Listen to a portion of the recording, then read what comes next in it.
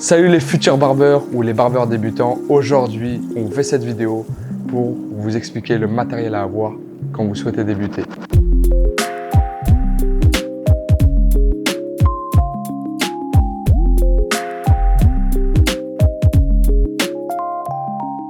Pour commencer, vous devez le savoir, il vous faut une tondeuse de coupe et une tondeuse de finition. La différence entre les deux, la tondeuse de coupe va vous permettre de faire le dégradé.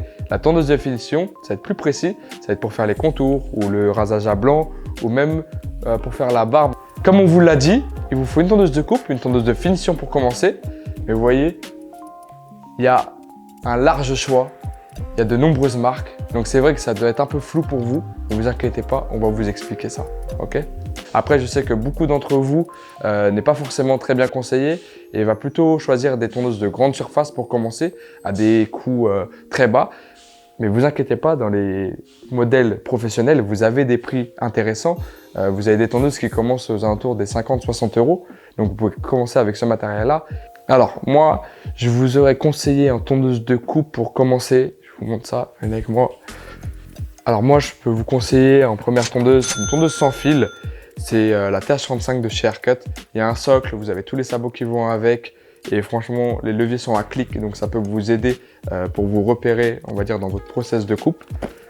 Alors, en ce qui concerne les tondeuses de finition, vous avez celle avec la TH35, donc son binôme, c'est la TH55, voilà, qui vous permettra de faire les contours, les zones à blanc, même les designs si vous êtes inspiré dès le départ. Mais voilà, en tout cas, c'est une bonne tondeuse pour commencer. Vous avez de chez Gamma-Piu un pack avec les deux tondeuses, d'accord, donc tondeuse de coupe et tondeuse de finition. Donc ça, franchement, pour commencer, il n'y a rien de mieux. Et alors après, vous avez la question du shaver. Le shaver, c'est une tondeuse avec un rouleau pour faire vraiment à blanc. Je vous la montre tout de suite, suivez-moi. Vous voyez, alors ça, c'est une lame. Donc ça, en fait, c'est après avoir passé la tondeuse de finition. Il vous faut ça si vous voulez avoir un rendu encore plus blanc. Et pour avoir un beau contraste, on va dire, avec votre fondu, le dégradé et la partie vraiment à blanc. Et en fait, ce qui est bien, c'est que vous avez sur ces tondeuses-là vraiment tous les sabots, tous les accessoires qui vont avec. Et alors que tandis que si vous êtes avec du matériel de grande surface, vous risquez d'être limité si jamais vous évoluez. D'accord ? Quand je dis évoluer, c'est que vous avez une plus grande fréquence de coupe. Et là, vous allez devoir passer sur d'autres matériels.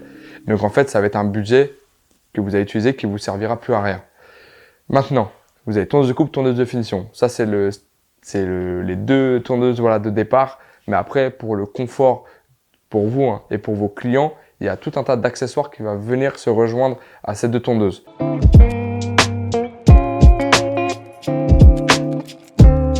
Alors, le plus important quand vous achetez du matériel, surtout des tondeuses professionnelles, c'est de bien les entretenir. Et pour ça, il faut les désinfecter. Je vous montre. Donc là, vous avez un choix de désinfectant, d'accord?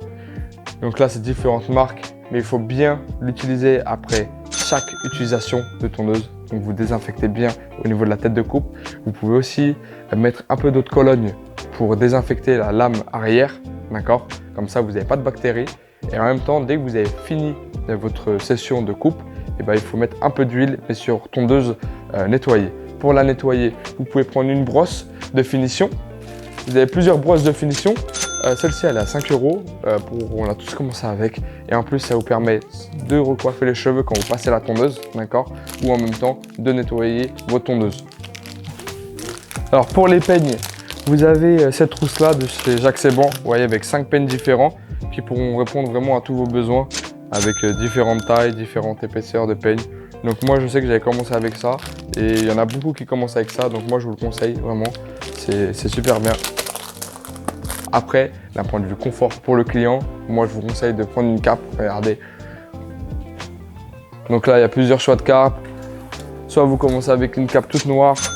Vous pouvez même floquer votre logo si vous avez un logo de barbeur. Ne vous inquiétez pas, ça on peut le faire à la boutique du barbeur. Mais sinon, vous avez différents styles. Mais ça, franchement, moi je trouve que ça permet même d'augmenter le prix de votre coupe si vous avez une cape. Parce que voilà, ça vous rend plus professionnel. Ouais. Ensuite, si vous avez tendance à vous déplacer dans un premier temps, moi je vous conseille d'avoir un sac adapté pour vos tondeuses et même des pochettes pour les tondeuses. Nous on a celle de Babyliss, je vous montre. On a une pochette de chez Babyliss qui vous permet de ranger vos tondeuses facilement sans casser les têtes de coupe. Parce que ce qui est embêtant en fait, c'est que cette zone-là, elle est très fragile. Voilà, que ce soit sur les tondeuses de coupe, tondeuses de finition. Et c'est pour ça qu'il faut bien les protéger. Parce que sinon, en fait, dans le transport, elles peuvent se détériorer. Donc voilà, moi je vous conseille pochette et après, soit une mallette ou un sac adapté pour transporter le matériel. Parce que c'est vrai que ça a un coût et que si vous n'en prenez pas soin, et ben malheureusement, vous allez devoir racheter du matériel. Et ça, c'est dommage.